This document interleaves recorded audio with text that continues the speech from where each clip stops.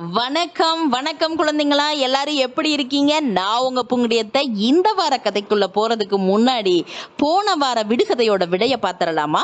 வெட்டியதால் தப்பிவிட்டேன், வெட்டாவிட்டால் செத்திருப்பேன், செத்ததாலே சாகவில்லை, சாகாதிருந்தால் செத்திருப்பேன். இந்த விடுகதையோட விடை மின்னல் மற்றும் பாம்பு. நிறைய குழந்தைகள் வாட்ஸ்அப்ல தனிப்பட்ட முறையில் உங்களுக்கு என்ன விடைகள் தோன்றுச்சோ அதை எனக்கு அனுப்பியிருந்தீங்க. எல்லா குழந்தைகளுக்கும் அன்பும் வாழ்த்துக்களும். இந்த வார கதைக்குள்ள போலாம் வாங்க. இந்த வார கதை என்ன அப்படின்னா, மரங்களின் ஆட்டம். இந்த கதை நீலமரமும் தங்க ரக்கைகளும் அப்படின்ற புத்தகத்தில் இருக்கு. இந்த புத்தகத்தை எழுதினவங்க நம்ம சரிதா ஜோ அத்தை. இவங்க குழந்தைகளுக்காக 13 புத்தகங்கள் எழுதியிருக்காங்க. நிறைய விருதுகள் வாங்கியிருக்காங்க. ஒரு சிறந்த கதை சொல்லியும் கூட அவங்க கதை சொல்லி நீங்களும் குழுவில் கேட்டிருக்கீங்க தானே. இவங்க ஸ்கேன் ஃபவுண்டேஷன் இந்திய விலங்குகள் நலமைப்பின் தூதுவராகவும் இருக்காங்க. வாங்க இப்ப மரங்களின் ஆட்டம் கதைக்குள்ள போகலாமா? முன்னாடி காலத்துல பாத்தீங்க அப்படின்னா மரங்கள் பறவைகளோட எச்சத்துல முளைச்சது கிடையாது. எல்லா மரங்களும் கூட்டம் கூட்டமா ஒருத்தரை இடிச்சுக்கிட்டு பக்கத்துல தான் இருப்பாங்களா. அப்ப பக்கத்துல ரொம்ப நெருக்கமா இருந்தாலே பிரச்சனை வர்றது சகஜம் தானே. அப்ப என்னாச்சு, ஒவ்வொரு மரமும் நீ என்ன முட்டிட்ட, நான் உன்னை முட்டிட்டேன், ஏன் இடத்துக்குள்ள உன்னோட வேர் வந்துருச்சு அப்படின்னு மாத்தி சண்டை கட்டிக்குவாங்களா. அப்ப சண்டை கட்டினாலே அந்த பிரச்சனையெல்லாம் தீர்த்து வைக்க ஒரு தலைவர் வேணும் தானே. ஆமா, அவங்களுக்கு தலைவரா ஒரு தேக்கு மரம் இருந்துச்சு. அந்த தேக்கு ராஜா அவங்களுக்குள்ள என்ன பிரச்சனை வந்தாலும் தீர்த்து வைப்பாரு. அதே மாதிரி அவங்களுக்குள்ள பிரச்சனைகளை அது எப்படி எல்லாம் தீர்க்கலாம் அப்படிங்கிறத மாசம் கூட்டம் போட்டு பேசுவாங்களாம். அப்ப என்ன ஒரு பிரச்சனை அப்படின்னா, அவங்க பேசுற விஷயங்கள் எல்லாம் அருகில் இருக்கிற மரங்களுக்கு ரொம்ப சீக்கிரமா போய் சேருமா. ரொம்ப தொலைவில் இருக்கிற மரங்களுக்கு இந்த தகவல்கள் எல்லாம் ஒவ்வொரு மரம் கொண்டு போய் சேர்க்கையில கிட்டத்தட்ட 1 மாசம் ஆயிருமா. அதுக்குள்ள அடுத்த கூட்டமே வந்துடும். இந்த பிரச்சனைக்கு என்ன தீர்வு பண்ணலாம் அப்படின்னு சொல்லிட்டு யோசிச்சுட்டு இருந்தாங்களா. இதுக்கு ரொம்ப ஒரு அருமையான தீர்வை நீங்க கண்டுபிடிச்சு எனக்கு சொல்லணும் அப்படின்னு தேக்கு ராஜா எல்லா மரங்கள் கிட்ட கேட்டாரா. அந்த கூட்டத்துல ஒரு வயசான ஆலமரம் இருந்துச்சா. ஆமா ராஜா, இன்று இதற்கு ஒரு முடிவு எடுத்தாகணும் அப்படின்னு அந்த ஆலமரம் சொல்லுச்சா. அத்தி மரம், அரச மரம், ஆலமரம், ஆயமரம், பூவரசு மரம், ஈச்சி மரம், சப்போட்டா மரம், யூக்கலிப்டஸ் மரம், கருவேல மரம், புளிய மரம், கருங்காலி மரம், கொய்யா மரம், மாமரம், இலுப்பு மரம், வேங்க மரம், சந்தன மரம், ஊஞ்ச மரம், எட்டி மரம், கடம்ப மரம், கரும்பு மரம், வேப்ப மரம், நொச்சி மரம், துரிய மரம், முருங்கை மரம், நெல்லி மரம், பனைமரம், தென்னை மரம், கொன்ற மரம், கோணப்புளியங்க மரம், மாதுளை மரம், வாகை மரம், வாழை மரம், வாதநாராயண மரம், புங்க மரம், மகிழ மரம். அப்பாடி, இப்படி இத்தனை மரங்களும் எல்லாம் அவங்களோட யோசனைகளை சொன்னாங்களா. உடனே ஆலமரம் மறுபடியும் ஒரு யோசனை சொல்லியிருக்கு. என்னோட மரத்துல நிறைய பச்சை கிளிகள் இருக்காங்க, அவங்க கிட்ட சொல்லி காட்டுல இருக்க எல்லா மரங்களுக்கும் நம்ம கூட்டத்தோட தகவல்களை கொண்டு போய் சேர்த்துடலாம் அப்படின்னு அந்த ஆலமரம் யோசனை சொல்லிச்சான். ஆலமரம் சொன்ன யோசனை மற்ற எல்லா மரங்களுக்கும் நல்ல யோசனையா தோணுச்சு. சரி, இது ரொம்ப சரியான யோசனை, இந்த யோசனையவே நம்ம கடைப்பிடிக்கலாம், கிளிகள் கிட்ட சொல்லியே நம்ம தகவல்களை எல்லாம் மற்ற மரத்துக்கு சொல்லலாம் அப்படின்னு எல்லா மரங்களும் சந்தோஷமா கைத்தட்டி சரின்னு சொல்லிச்சான். உடனே நம்ம ஆலமரம் என்ன பண்ணுச்சு, இறை தேட போன கிளிகள் வரும் வரை காத்திருந்து மாலை நேரத்துல கிளி வந்த உடனே, கிளியே எனக்கு ஒரு உதவி செய்வாயா அப்படின்னு சொல்லி கேட்டுச்சா. உங்களுக்கு செய்யாம விடுவேனா, சொல்லுங்க ஆலமரமே, என்ன உதவி அப்படின்னு கிளி சொல்லுச்சா.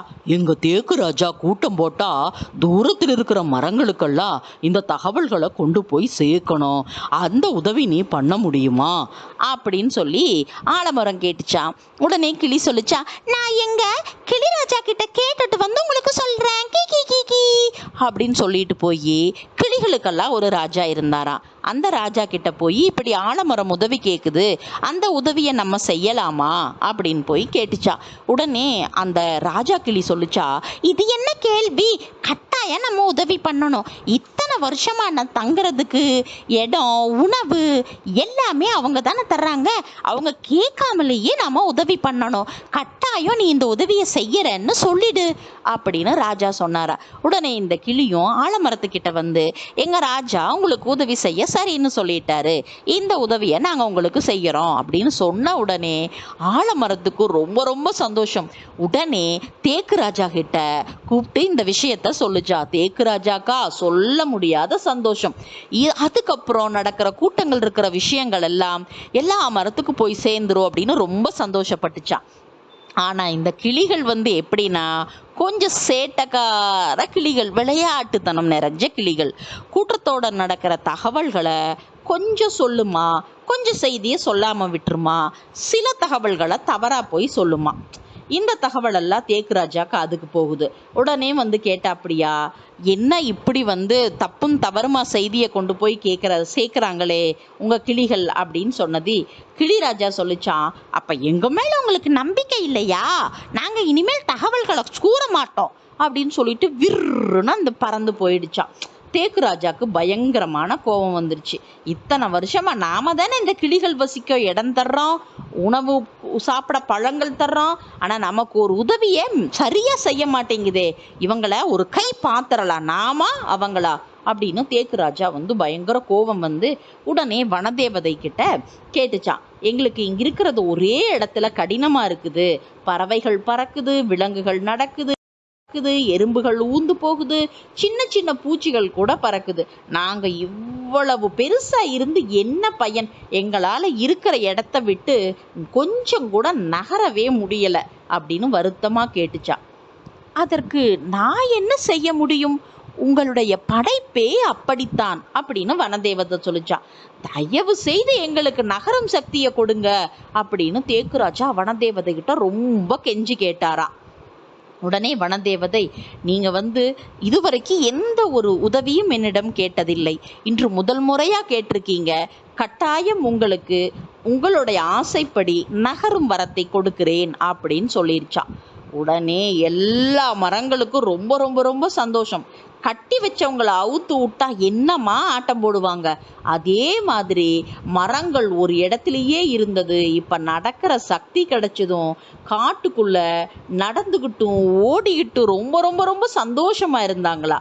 ஓடி ஆடி விளையாடி பயங்கர மகிழ்ச்சியா எப்போ பார்த்தாலும் ஹே ஆய் ஊயின்னு ஒரே சத்தமாக இருந்துச்சா. இப்படி மரங்கள் எல்லாம் நடந்துக்கிட்டே இருக்கிறதுனால எந்த பறவையுமே போய் மரத்தில் உட்காந்து முட்டை வைக்க முடியல. கிளியெல்லாம் முட்டை வச்சா அது கீழே உளுந்து பொத்து பொத்து பொத்துன்னு உடஞ்சி போயிருச்சான். குருவி முட்டையும் கீழே விழுந்து உடஞ்சிருச்சான். மரங்கள்லாம் நகர்ந்து போகும்போது புழுக்கள் நசுங்கி இறந்துச்சான். விலங்குகள் கூட நடமாட முடியல, ஏன்னா மரங்கள் நடந்துக்கிட்டே இருக்கும்போது இடையில அதுங்களும் போக முடியல. சின்ன சின்ன செடிகளும் இறந்து போயிருச்சா. காட்டில் இருக்கிற எல்லா உயிர்களுக்கும் கிளினால தான் இந்த பிரச்சனை வந்துச்சு அப்படின்னு கிளிராஜாவை கூப்பிட்டு பயங்கரமா திட்டுனாங்களா. உங்களால தான் காட்டிருக்கிற எல்லாருக்குமே இந்த பிரச்சனை அப்படின்னு சொல்லிட்டு, நீங்க தவறா இந்த வேலையை செஞ்சதுனால தானே, உங்க வேலையை சரியா செஞ்சிருந்தா இந்த பிரச்சனை வருமா அப்படின்னு சொன்னது கிளிராஜாக்கு. அப்பதான் தன்னுடைய தவறு தெரிஞ்சுதா. உடனே கூப்பிட்டு மரத்தில் இருக்கிற மற்ற கிளிகள் கிட்ட எல்லாம் சொல்லிட்டு, வாங்க தேக்குராஜா கிட்ட மன்னிப்பு கேட்போம் அப்படின்னு போய் கேட்டுச்சா. எல்லாரும் போய் தேக்குராஜா கிட்ட மன்னிப்பு கேட்டாங்களா. மன்னிப்பு கேட்ட உடனே இவங்க என்ன பண்றாங்க, எல்லாரும் வனதேவதையை போய் பார்க்குறாங்க. அப்போ வனதேவதை சொன்னாங்களா, நீங்க விளையாட்டுத்தனமா நடந்ததுனால இப்ப பாருங்க காடு ஃபுல்லா எவ்வளவு பெரிய விளைவுகள் நடந்திருக்குன்னு, இனியாவது சரியா நடந்துக்கோங்க அப்படின்னு சொல்லிட்டு உடனே வந்து மரங்கள் கிட்ட சொல்லிச்சான் வனதேவதை, நீங்க ரொம்ப ரொம்ப நல்லவங்க, உங்களால தான் நாட்டில் மழை பொழிகிறது, நீங்க தான் இந்த காட்டு இருக்க எல்லா உயிர்களுக்கும் ஒரு இருப்பிடமா உணவு தரக்கூடிய இடமா இருக்கீங்க, நீங்க போய் கோபப்படலாமா, இந்த இயற்கையே மரங்களான உங்களை நம்பித்தானே இருக்குது, அதனால தயவு செய்து பழையபடி எல்லாரும் ஒரே இடத்துல இருங்க, நீங்க அப்படி இருந்தா மட்டும்தான் எல்லா விலங்குகளும் பறவைகளும் இந்த காட்டுல அமைதியா வாழ முடியும் அப்படின்னு சொல்லிச்சான். உடனே தேக்குராஜா, கொஞ்ச நேரம் கொடுங்க, நான் மற்ற மரங்கள் கிட்ட கலந்துரையாடிட்டு சொல்றேன் அப்படின்னு போய் மற்ற மரங்கள் கேட்ட உடனே அவங்களும் வனதேவதை சொன்ன மாதிரியே நாம இனி நகராம ஒரே இடத்துல இருக்கலாம் அப்படின்னு சொல்லியிருக்காங்க. உடனே வந்து தேக்குராஜா, சரி நாங்க ஒத்துக்கிறோம், ஆனா இதுக்கு ஒரு நிபந்தனை அப்படின்னு சொன்னாரா. என்ன நிபந்தனை அப்படின்னு வனதேவதை கேட்டாங்க. இனிமேல் இந்த பறவைகள் எங்க மரத்துல இருக்கிற பழங்களை சாப்பிட்டாங்கன்னா அந்த பழங்களோட விதைகள் ஜீரணமாகாம எச்சத்தோட வெளியே வந்துடணும், அப்ப அது காட்டுக்குள்ள விழுற இடத்துல எல்லாம் எங்க மரங்கள் முளைக்கணும் அப்படின்னு தேக்குராஜா கேட்டுச்சா. வனதேவதையும் யோசிச்சுட்டு, சரி உங்க விருப்பப்படியே நடக்கட்டும் அப்படின்னு சொன்னாங்களா. அதிலிருந்து தான் பறவைகளோட எச்சம் மூலமா இந்த காடு மட்டுமல்ல, உலகத்தில் இருக்க எல்லா காடுகள்லையும் எல்லா இடங்கள்லையும் மரங்கள் பரவி வளர்ந்துச்சா. காடுகள் இருக்கிறதுனால மற்ற உயிரினங்கள் எல்லாம் ரொம்ப ரொம்ப மகிழ்வா வாழ்ந்துட்டு இருக்கா. எப்படி இருந்துச்சு கதை? ரொம்ப நல்லா இருந்துச்சு இல்லையா? மரங்களின் ஆட்டம். அடுத்த வாரம் வேற கதையோட வரேன். சாச்சா, பாய் பாய் குட்டீஸ்.